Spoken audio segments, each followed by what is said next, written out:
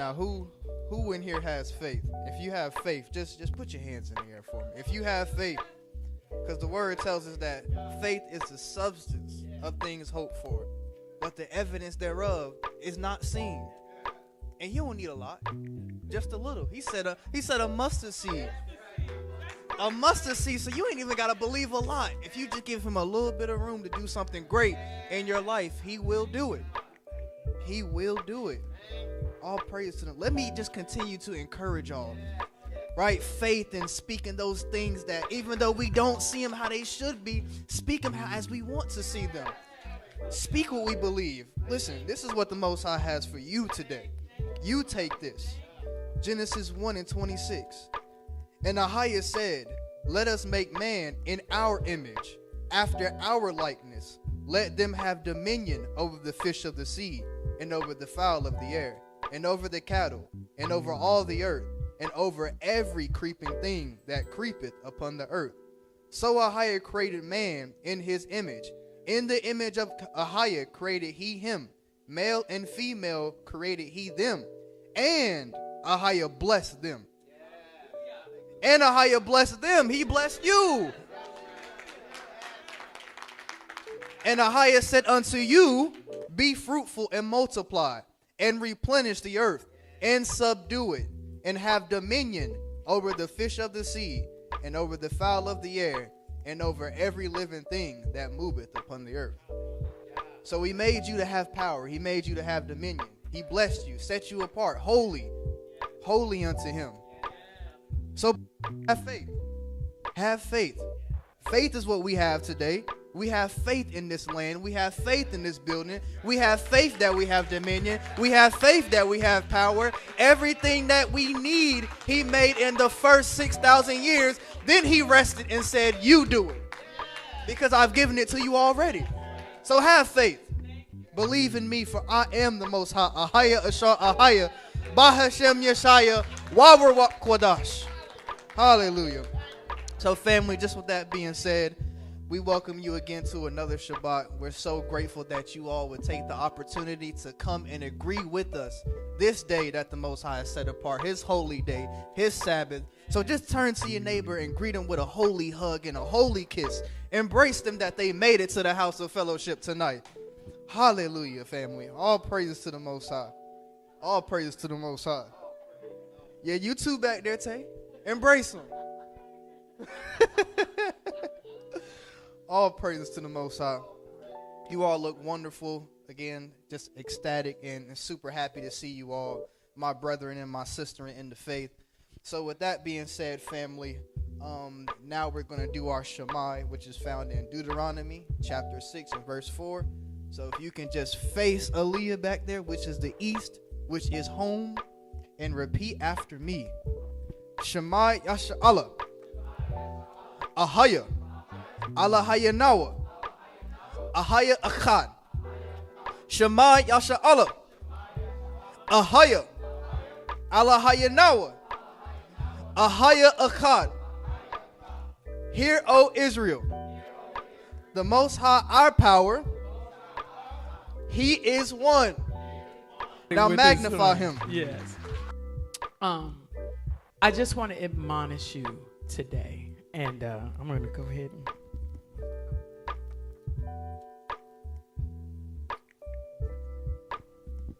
You all know that I'm always talking about what matters to the Most High, what's going to matter on Judgment Day, more than the aesthetics of walking in this truth, right? You can have your head wrapped every day, you can have your fringes on every day, and you can still be walking in sin. You can still be walking in disagreement with your brother or sister. And the one thing that the Most High has been urging me to push within myself, therefore with others that I speak with, because the biggest attack is always on relationships. I'm telling you all this because me and PK live this, right?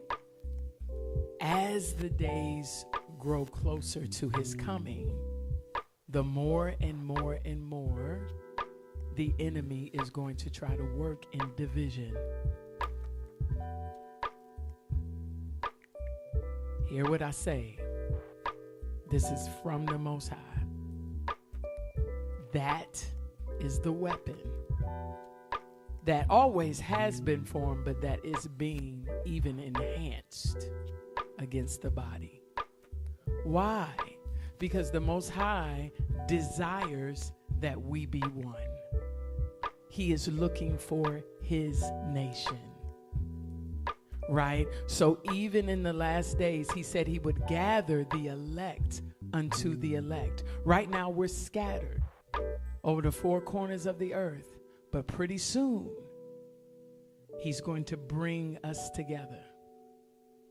So in order to keep you disengaged and to keep you isolated. See, this is the enemy's plan. That's why I'm glad I have the testimony of this sister taking a lift here today. Because you're going to have to press to assemble. He's going to try to throw everything in your way because he's against this. Right? And it's happening to assemblies all over. Just isms and schisms and doctrine and every wind of doctrine tearing people apart. But what the Most High is looking for, when he came, he gathered 12. He ate with the 12. He slept with the 12. They taught one another. They spent time together. And when Yeshua walked the earth, the whole point on the Most High sending him here to walk the earth was to model what we were supposed to do. The people who held the laws at that time didn't even recognize the law right in front of them. We cannot become those people. Which is why we got to continue to do the law here. I don't care about the aesthetics of what you do when you go out and minister to people and witness to people. What you doing at home? Are you doing the law to one another? Because when you do it at home, you're going to automatically do it with your brother and your sister. If your brother offend you, are you doing the word? Are you going to them? Are you grabbing somebody with you as a witness to help you restore and repair? Or are you just saying, I'm going to let that go? That's not the law. See, what he's looking for is how we treat one another. That's why he sent his son in the form of flesh. Because he wanted us to get it. I created you in my image and after my likeness. What does that mean? You are a reflection of me. That's why the scripture said, how can you say you love me whom you have not seen, and you can't even love your brother whom you've seen every day? Why did he say that? Because he is created in my image. I can't make something for you. I can't make something that looks just like me and you ridicule and you get offended with the thing that I made that looks just like me. How can I expect you, how do you expect me to believe that you love me? That looks like me. It walks like me. It talks like me. But you can't love my creation, but you say you love me? Why am I telling y'all this? Because I had to get it. Now when people do me wrong, I know the enemy is looking for my love. He's looking for me to withdraw my love. He's looking for me to withdraw my peace and my hope towards that person. He's looking for me to look at that person for what they did and not who they are. We have to learn what the cheat code is to inheriting the kingdom.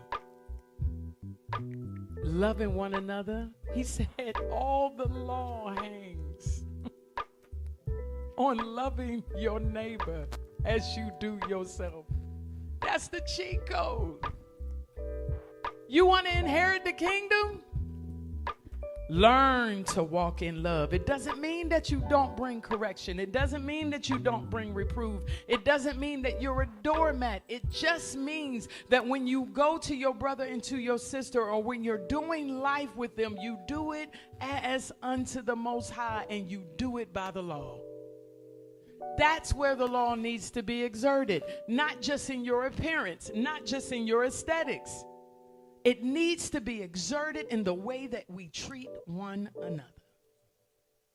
And so that is what I want to encourage you all today, because the enemy is coming for it.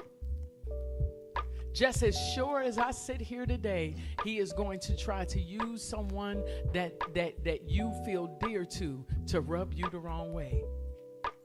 And it's always going to be the ones that are close to you, because those are the ones that have your heart.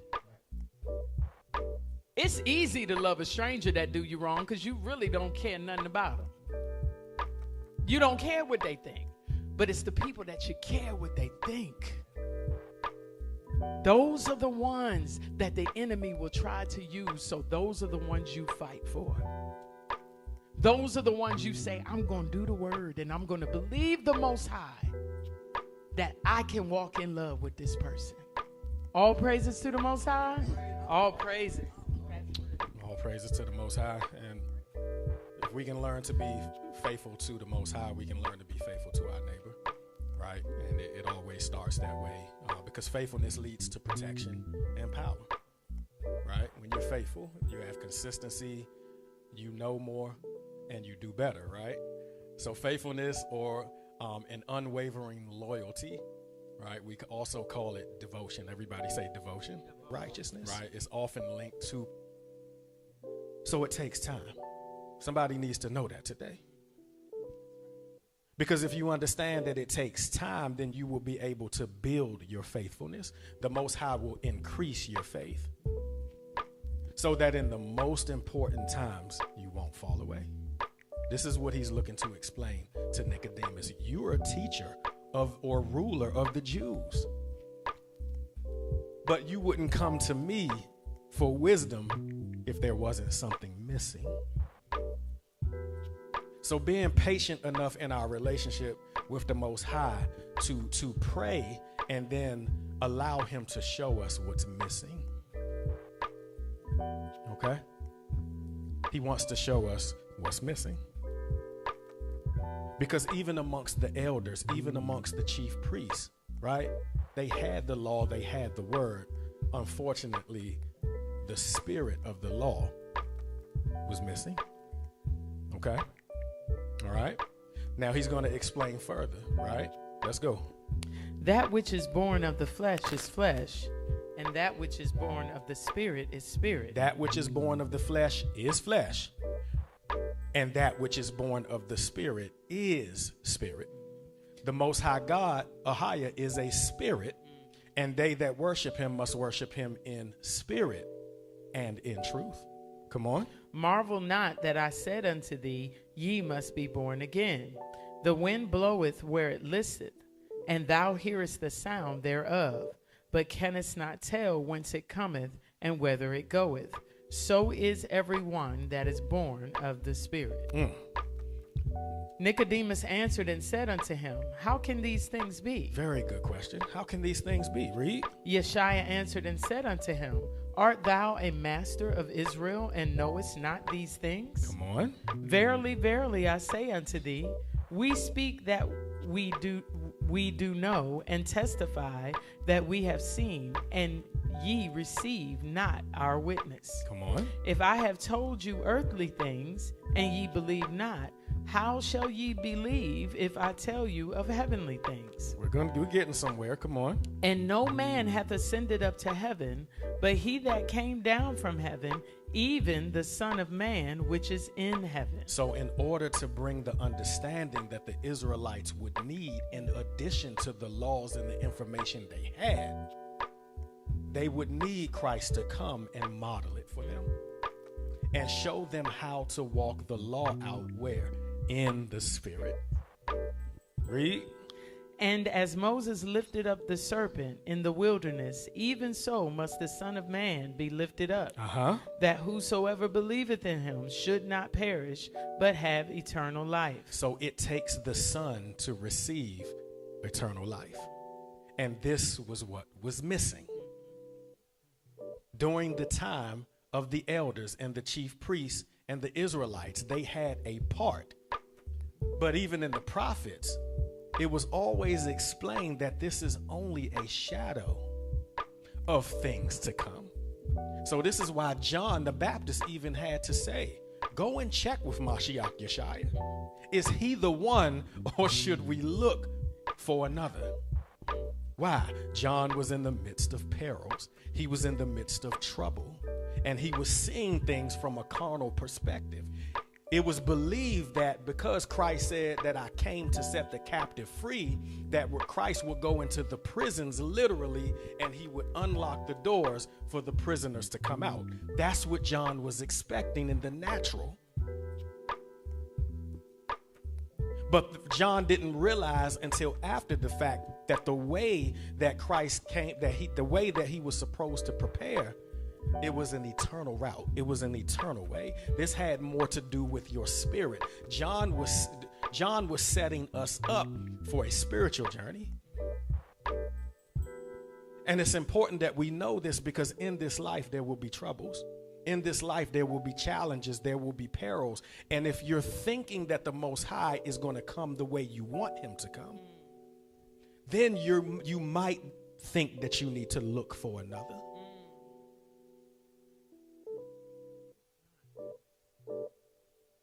This is why it takes faith, and it takes us being faithful, because things might not work out your way. In most cases, things don't work out the way we want them to work out. People aren't judged as soon as we would like for them to be judged. Things aren't fixed in the timing we want them fixed. Does that make sense? So what happens is we get frustrated, and then we just get all the way off. And we say, you know what? Before you know it, we're not living for the Most High as faithfully as we did before. But if you know that the Most High works in perilous times, he's still working. But there's a level of patience that we must have. So if you can see things in the Spirit, if you can understand the things of the Spirit, it will produce a patience that will keep you in the game. It will keep you faithful. Does that make sense? It will keep you faithful just by being patient and saying, you know what? But I know your ways are high above my ways. And I know that your thoughts are even higher than my thoughts. So thy will be done, whatever it looks like. And Morah and I, we do enough counseling to understand that people, they believe the Most High can fix a situation or repair a situation. But what they fail to realize is when you put it in his hands, you can't control how it looks. Right?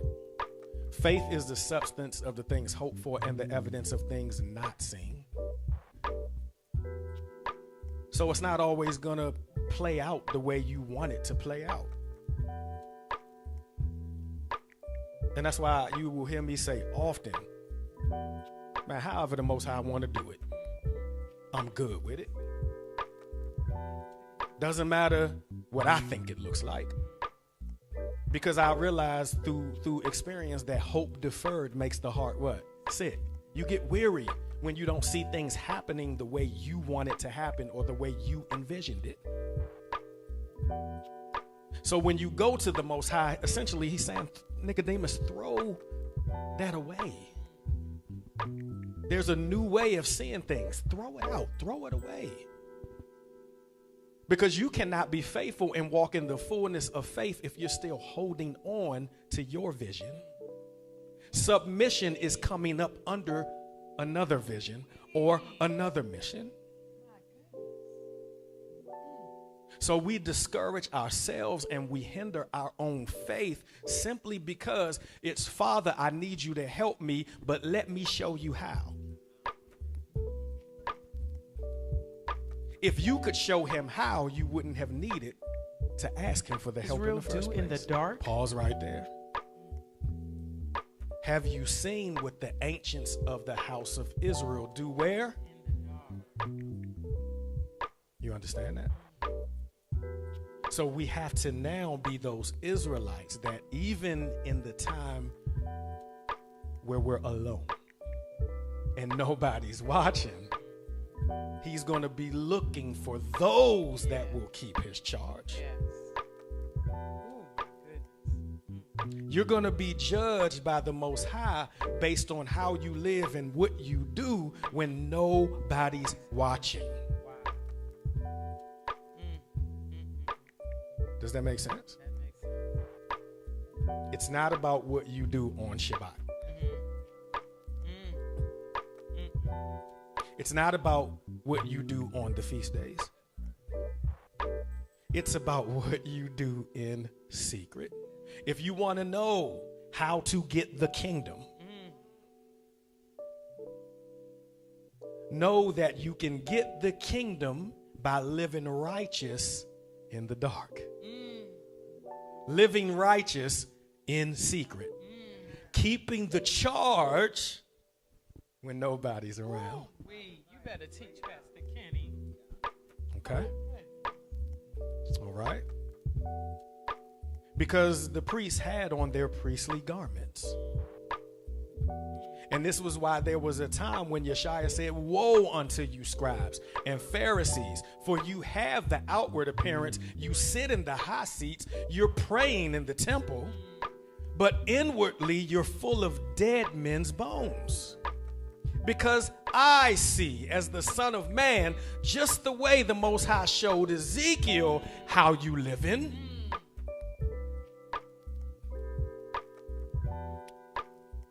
Ultimately, I'm the Son of Man, and I see how you're living. If you want the kingdom, live right in secret. You understand that? Because Christ is going to deal with the few. Watch this. The first part of Ezekiel 8 and 11, and there stood before him 70 men of the ancients of the house of Israel. Pause right there because we're going to come back to it. A shadow of things to come, right? Let's go to Luke 10, verse 1.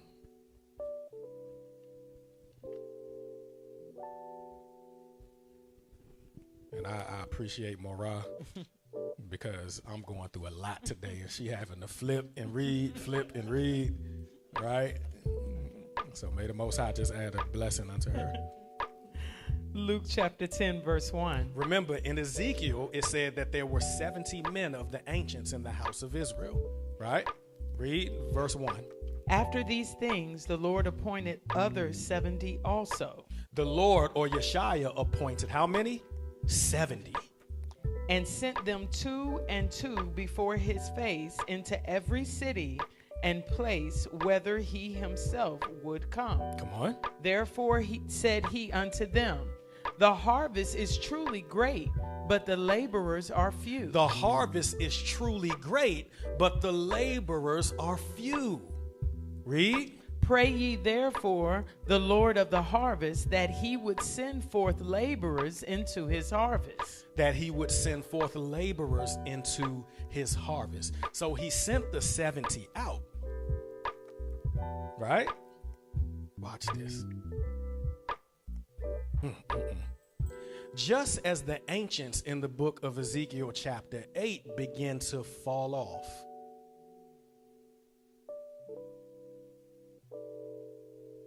likewise, he sent the 70 out, but the 70 fell off. Let's go to John 6 and 66.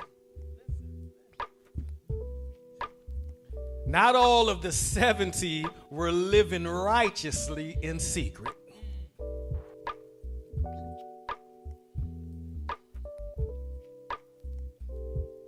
John 6, and all the way down to verse 66. 66. We can start at verse 60 just to get the full context. Watch John, this. John chapter 6, verse 60. Many therefore of his disciples, when they had heard this, said, "This is a hard saying. Who can hear it?" Pause right there. Right? Many of his disciples, right? The 70 and the 12, he taught. You understand that? But because of the hard sayings,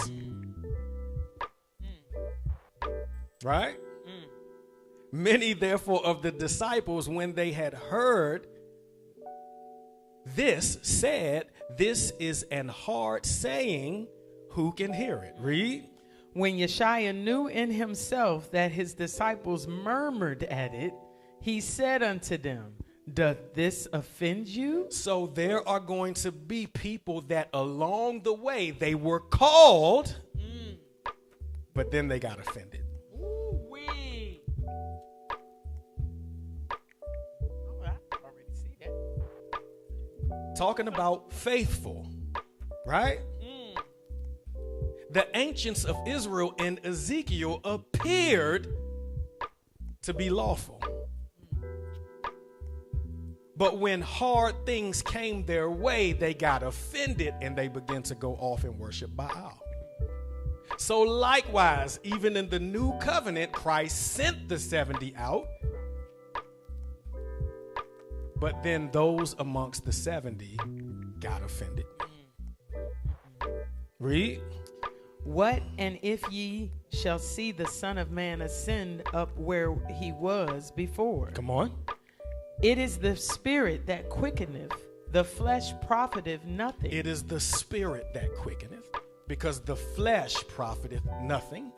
The words that I speak unto you, they are spirit and they are life. Read. But there are some of you that believe not. So there were some of the 70, even though they were called and tasked to go out 2 by 2 and preach Christ, at some point they got offended with him because it didn't look like the way they thought it should look.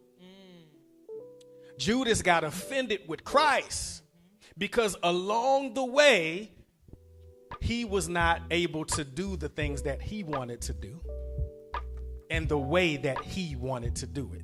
It didn't unfold the way he wanted it to unfold. So over time, offense was building up. But Judas was called. Wow. Judas failed to keep the charge. So what am I telling you today? There are going to be things that come your way that will get you in offense, but will you discern by way of the Spirit and keep the charge? You understand that? Come on. Let's see what Yeshua's posture was. Come on. Verse 64. But there are some of you that believe not. For Yeshua knew from the beginnings who they were that believed not and who should betray him. He knew from the beginning. Meaning that as the relationship, he called them, and as the relationship unfolded, and as he called them and tasked them to do certain things, he could tell that they weren't going to last by their lack of faithfulness.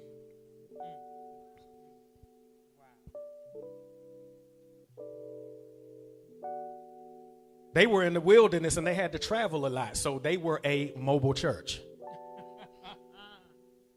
So they had to set up and break down. Just like we set up and break down. Right? There were tasks and things that they had to do to set up for him to come teach. And he can tell in the midst of how things were going in the process who was faithful and who wasn't. And when tribulation or trial would come, or when hard sayings would come, I can already see by how they work. I can already see by the way they put their hands to it that when the wind blows and the trials of life come, will they remain faithful? Wow. Just because you are called, it doesn't mean that you will last.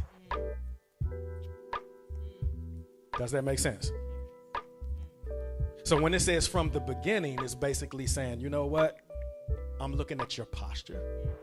I'm looking at how you go about things. Do you do things as unto the Most High, or do you do things just to get it done and get it out the way so you can do what you want to do?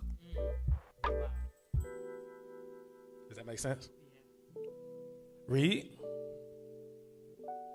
65. And he said, therefore said I unto you, that no man can come unto me except it were given unto him of my Father. Verse 66. From that time, many of his disciples went back and walked no more with him. There it is right there. So just as the 70 fell away in Ezekiel, many of the 70 fell away during the time of Christ. Because of what? Offense. Appreciate your patience today. Let's get the wisdom. Because when we get the wisdom, everything else comes. We even know through King Solomon that when he went and he prayed before the Most High to receive from the Father, he didn't ask for all of the things that he desired. He didn't ask for the money. He didn't ask for the things or that he could have easily pictured or easily had. He wasn't looking to the left or to the right. He asked the Most High for wisdom. And he said, you know what? The Most High said, because you have asked for wisdom, then everything else will fall in line. The wealth, the riches, all of these things that you need to on this road, on this path to keep the charge, I will supply. Let's just be concerned with keeping the charge. Right? This is how we do it. Proverbs chapter 3, verse 1 as we close. My son, forget not my law. My son, forget not my what? Law. Keep the charge, right? Come on. But let thine heart keep my commandments. For length of days and long life and peace shall they add to thee. Let not mercy and truth forsake thee. Bind them about thy neck. Write them upon the table of thine heart. Let not mercy and truth forsake thee. When people come to try you, when the temptations come for you to be offended and to walk away, let not mercy and truth forsake thee. Right? The wisdom is that if we give mercy, we shall what? Obtain mercy. Right? If we don't forsake the Most High, he already said that he will never forsake us. Right? This is how we keep the charge. He says, bind them upon thy neck, write them on the table of thine heart. These are your thoughts. This is what you meditate on. He says that if you commit your works unto me, I will establish your what? Thoughts. See how intricate the Most High is and how he wants to help you? He wants to be there. He wants to restore you. He's an Elohim, or a God that is faithful and cannot what? Lie. He's just looking for your faithfulness. He's looking for us to keep the charge. Right? Come on. So shalt thou find favor and good understanding in the sight of Ahiah and man. So shall thou find what? Favor. Favor. And what? Good understanding. And good understanding in the sight of Ahiah and man. So as laws and bills are being passed today, right? As the social economic climate is trending downward in the eyes of many, right? What are we going to do? Are we going to keep the charge? The Most High causes all things to work together for the good of those that love him. And those who are called according to his purpose. He's going to give you everything that you need to fulfill your purpose. It doesn't matter who's in charge. Does that make sense? This is what we do. We keep his commandments. We bind them upon our necks, and we write them on the tables of our heart, because along with that comes favor. You won't need the tangible things. All you need is favor. Right? Just as Christ interceded for the Zadokite priests when Paul was coming to persecute them, he kept them because they kept his charge. And then in the midst of that, what does it say? Is when you delight yourself in me, I will make even your enemies to be what? At peace with you. Everything is going to be all right, family. Rest in that.